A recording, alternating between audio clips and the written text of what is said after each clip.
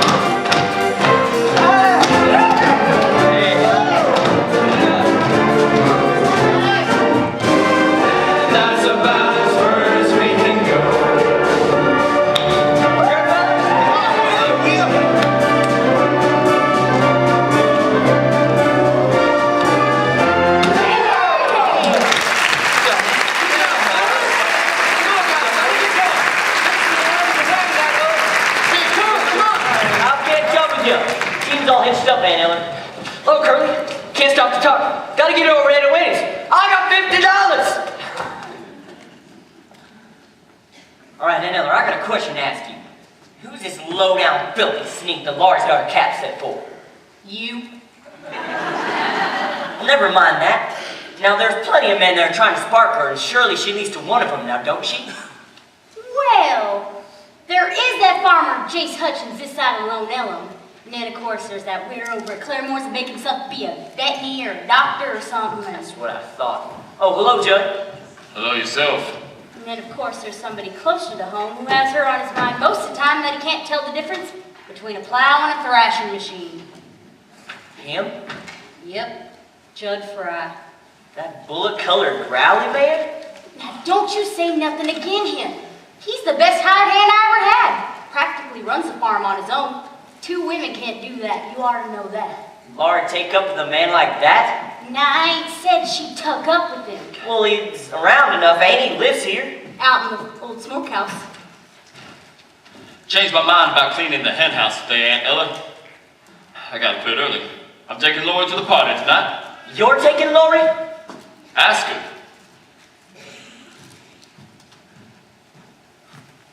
Wouldn't that just make you bald? Well, don't you forget, Aunt Eller, you and me's got a date tonight. And if you make up a nice box lunch, maybe I'll bid for it. Where are you taking us in? That fancy rig you made up? I'll sit astraddle with them lights a-winkling like lightning bugs. Now, you listen to me. That there ain't no made-up rig, you hear? I hired it over at Claremore. Lands, you did? Oh, I sure did. Pretty one, too. When I come for you tonight after supper, you make sure you got your beauty spots fastened up proper so they don't fall off, you hear? It's a right smart turn. The wheels are yellow, the upholstery's brown, the dashboard's genuine leather. With isinglass curtains you can roll right down in case there's a change in the weather. Well, see you before tonight anyways, on the way back from the station. Ain't no finer rig, I'm a-thinking that I care to swap for that shiny little Surrey with the fringe on the top. Hey! Hey, Curly! You tell all them girls up at Bushyhead to stop on their way here to freshen up. It's a long way to Skidmore's. That means we're gonna have a lot of company. Did you pack your hamper? And Eller, don't go to Skidmore with Curly tonight. You will have to ride with Judd all alone. Well, ain't that the way you wanted it? No, I did it because Curly was so fresh. But I'm afraid to tell Judd I won't go, Aunt Ella. He'd do something terrible. He makes me shiver every time he gets close to me. You ever been down to those smokehouse where he's at? Sure, plenty of times. See them pictures he got tacked up onto the wall? Oh, I see them, but don't you pay them no heed. Something's wrong inside him, Aunt Eller. At night, I hook my door and I fasten my window against it. Against it, the sound of feet. Walking up and down under the tree outside my room. Lori! Mornings, he'd come to get his breakfast. Looks at me out from under his eyebrows like something back in the bush somewhere. I know what I'm talking about. You crazy young'un. Stop acting like a chicken with its head cut off. Now, who do you suppose that is? Oh, it's that old peddler man, the one that sold me that egg beater. He's got Ada Wanny with him. You know what he told me? He told me that egg beater would beat up eggs and wring out dish rags and freeze ice cream I don't even know all what. Yoo-hoo! Ada Wanny! Hold your horses, peddler man. I ain't talk to you. Hi, Ellen. Hi, yourself. Hi, Lori. Well, Parker's back from Kansas City, and he's looking for you. Well, Parker, didn't count on him being back so soon. I can see that. Been riding in peace. The peddler man's gonna take me to the box social. I got up sort of a tasty lunch. Ada Wanny, have you tucked up with that peddler man? Not yet. But you promised to Will, ain't you? Not what you might say promised. I just told him maybe. Don't you like Will no more? Of course I do. They won't never be nobody like Will.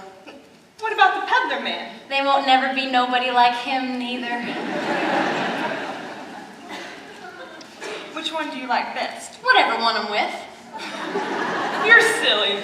Now, Lori, you know they didn't nobody pay me no mind until this year kind of I was all scrawny and flat as a beanpole. And then I kind of rounded up a little, and now the boys act different to me.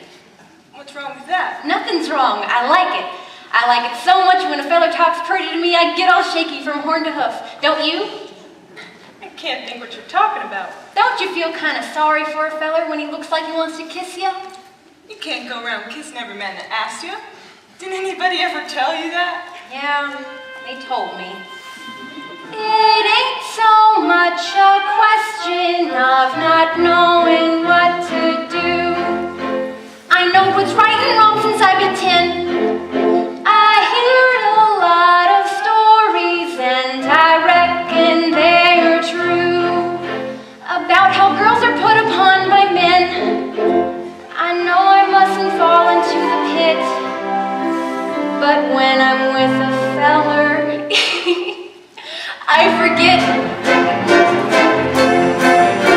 I'm just a girl who can't say no. I'm in a terrible fix. I always say, come on, let's go, just when I ought to say nix. When a person tries to kiss a girl, I know she ought to give his face a smack. But as soon as someone kisses me, I somehow sort of want to kiss him back. I'm just a fool when lights are low. I can't be prissy and quaint. I ain't the type that can say, how can I be what I ain't? I can't say no. What you gonna do when a feller gets flirty and starts to talk purty? What you gonna do? Supposing that he says that your lips are like cherries, or roses or berries. What you gonna do? Supposing that he says that you're sweeter and cream, and he's gotta have cream or die. What you gonna do when he talks that way? Spit in his eye?